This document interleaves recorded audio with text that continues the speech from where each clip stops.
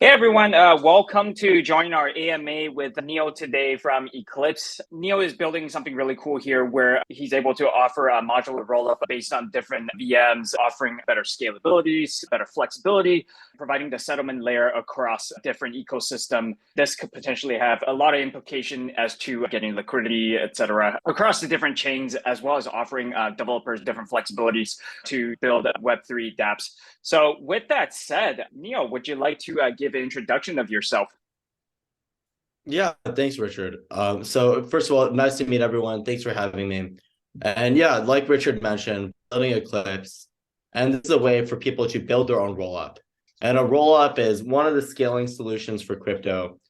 And the advantage of having a rollup is you get all the advantages of having your own app chains, such as the many app chains that exist in the Cosmos ecosystem or Polkadot, where these chains are highly specialized to the applications that they're running. But the advantage of using a rollup instead is now you don't have to bootstrap security. You don't have to get a bunch of validators. You don't have to do upgrades across all these validators as you improve your chain. So you get all the benefits of an app chain, but you get the shared security of Ethereum or one of your favorite blockchains. So that's the high level on why we do what we're doing.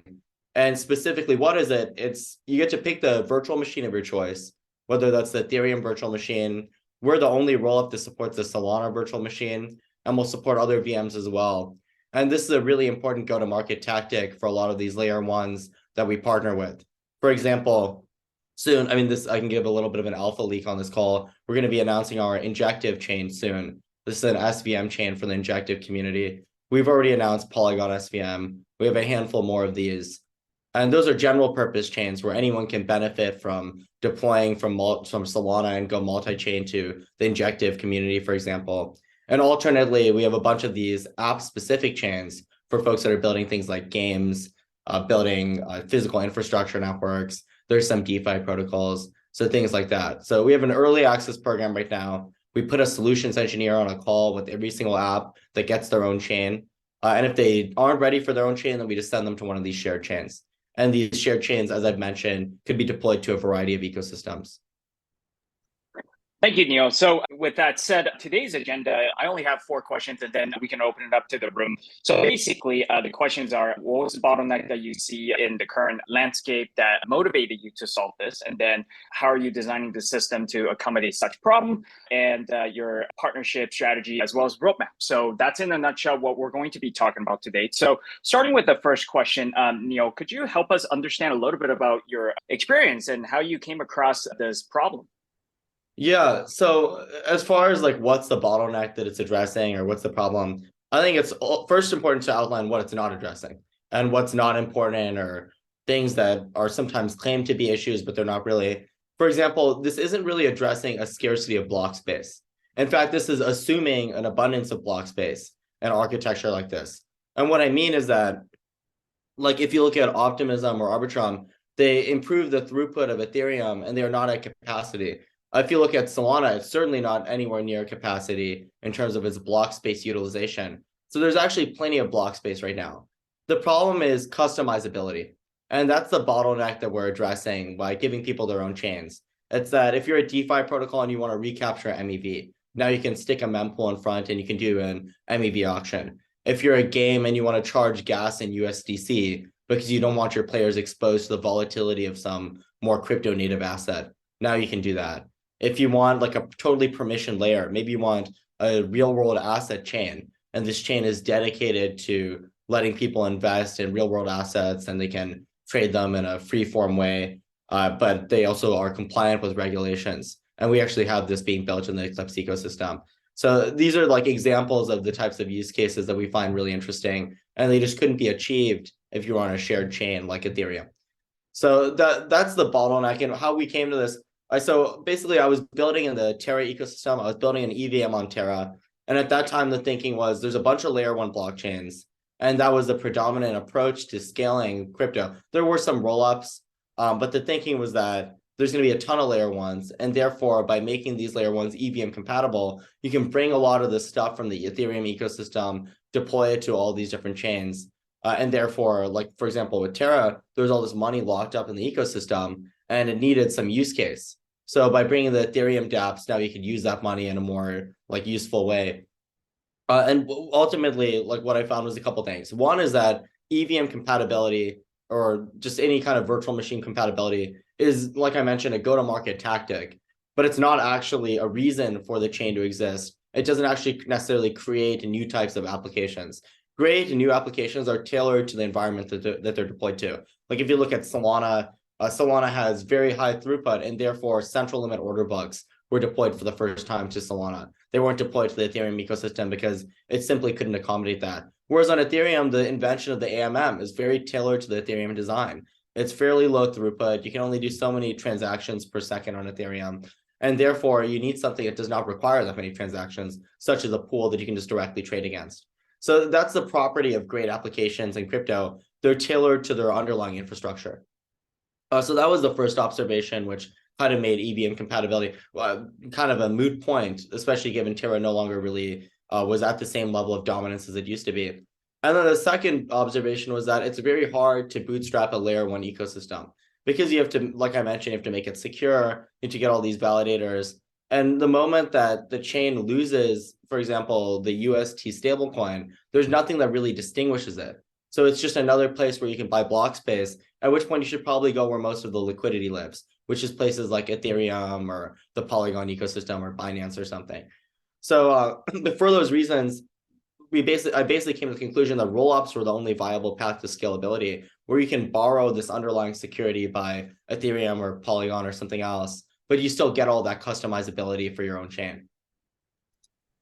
Thank you, Neel. And as you mentioned, a lot of times customizability is something at heart to what you're building. Could you elaborate as to how your design reflects that? You mentioned something about being able to use different VMs, et cetera. Could you elaborate? Yeah, so I mean, the high level vision for Eclipse initially was we want people to be able to pick their virtual machine and pick a base layer.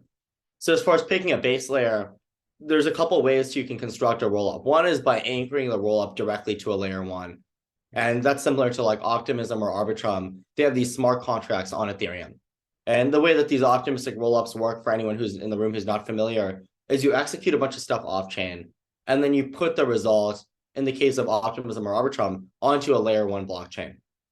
And at any point, someone can say, hey, that's actually not right. So the burden is on other people to prove that the execution was incorrect. So in that sense, it's optimistic. And alternately, you can have a zero knowledge rollup, which we'll punt aside for the time being. But my point is that there are these smart contracts on the layer one blockchain that resolve those disputes. If someone's like, that wasn't executed correctly, I want to show that it wasn't, then the proof or the fraud proof is evaluated on the layer one. Someone might get slashed, maybe the chain gets rolled back, or maybe it continues. So that's called enshrined settlement or smart contract settlement. Whereas the alternate approach is you do what's called sovereign settlement. So the rollup, let's say you're a wallet or you're a light client that's connecting to some rollup node, that rollup could directly send you the fraud proof. This is kind of simplified, but maybe you're a light client, you ask a full node, hey, what's the current state of things? They give you an honest or dishonest answer, and you tell that to as many full nodes on the network as you can. And any of those full nodes can tell you, hey, that's not right for this reason. So in that way, you can actually do this sort of dispute resolution natively within the rollup rather than doing it on a layer one. So that's called sovereign settlement. And because we don't want to couple you to any specific layer one, we opted for sovereign settlement. So that's the first design decision. The second one is, how do we support multiple virtual machines? One approach could have been we take Optimism and we extend it. We try to add other bytecodes, at which point we'd have to implement an entire virtual machine for the SVM. We'd have to implement another one for the move VM, for example. So that seems like a very slow way of going about it. Another way is you compile everything to some sort of like LLVM intermediate representation, similar to what ZK Sync does. And that's how ZK Sync gets Solidity and Yule and all these languages to work with the ZK infrastructure. Of course, that's also very slow because now you have to write these custom compilers for all these languages to compile to your intermediate representation or your own bespoke bytecode. So that's a second approach.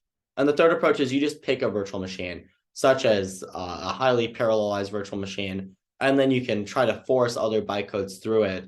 And the way that we use it for the Solana VM, we take the Neon project, which is kind of like an EVM bytecode interpreter, and it's kind of like Geth, Go Ethereum, and it executes these transactions. So you'd imagine that adds some overhead, but because it's parallelized, the throughput actually ends up being higher than Optimism.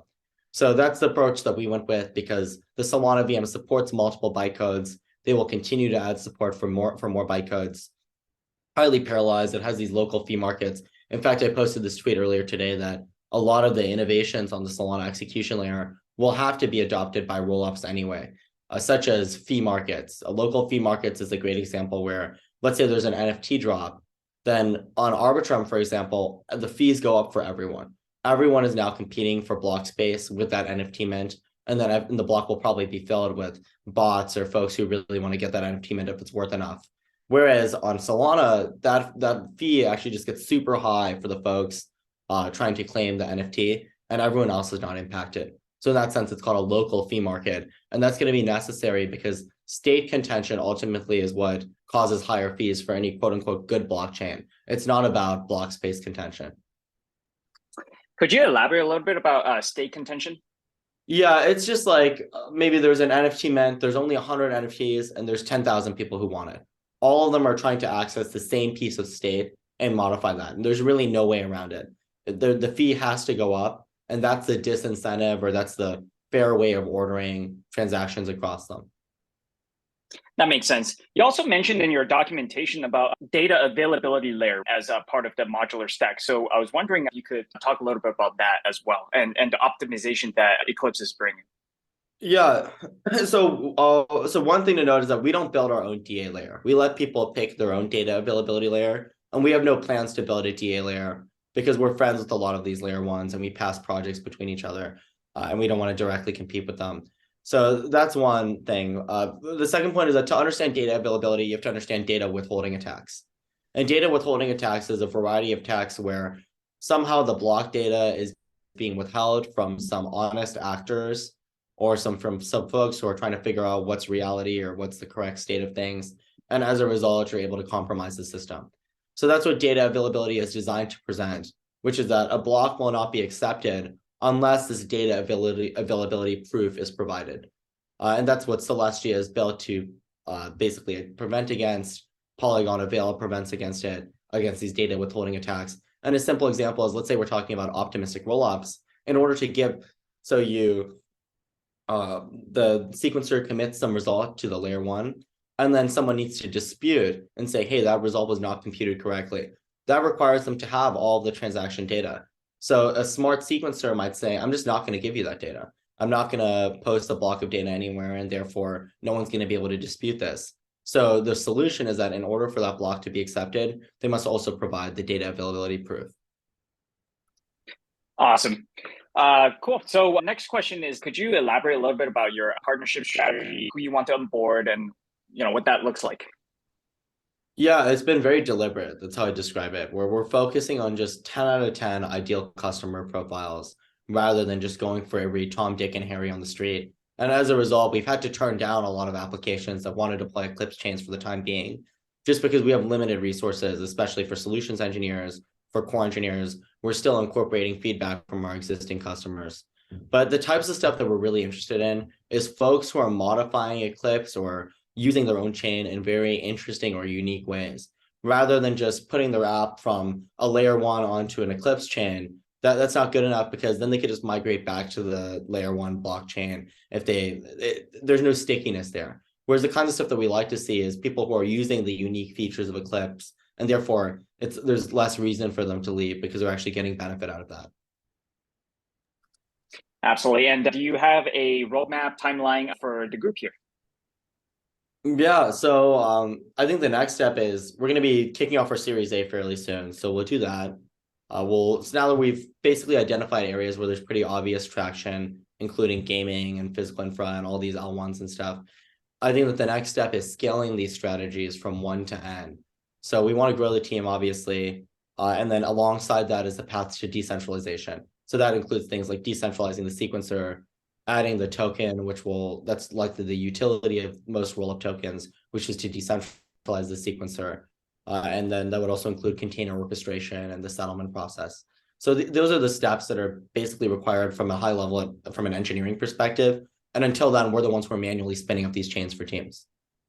You mentioned something really interesting about gaming. And so, excuse me for asking one last question, but how do you see the gaming space and how are you adopting? You said that you're targeting game developers, right? So, would love to understand the rationale there. Yeah, so I think one of my favorite examples is Worlds, who demoed at Celestia Game Night, their example of a first-person shooter game using Eclipse. And these are games that are really pushing the limits of what's possible on chain, whether because they're putting just a ton of data on chain, maybe they're using game mechanics that are only possible if you use the chain, such as verifiable randomness or things like that. So those are the things that I find really interesting. I think Curio is another great game, which was backed by BaneCap. But those guys are also they're definitely pushing the limits, and we've had to modify a lot of parts of the architecture to accommodate their application. And I would assume that you're helping them migrating from so-called Web 2.5 to Web 3, right? Registering more and more of their actions on chain, et cetera. Yeah, so those games are actually Web3 native. So like Worlds was backed by Polychain, that was their lead, and they were joined by like a bunch of crypto native investors. Same with Curio. So those are like my favorite types of apps. If they're a Web2 game that's just trying to put a couple NFTs on chain, we just send those guys to Immutable because Immutable is really the right choice for that. They're not trying to do anything fancy. And I think that assets is interesting, but I think there's so much more that people can be doing on chain. And there's all sorts of interesting possibilities that people haven't explored. Amazing. Thank you so much for joining us, Neel. I will make this video available for everyone. This has been an amazing chat. Good stuff. Thanks, Richard. Thank you.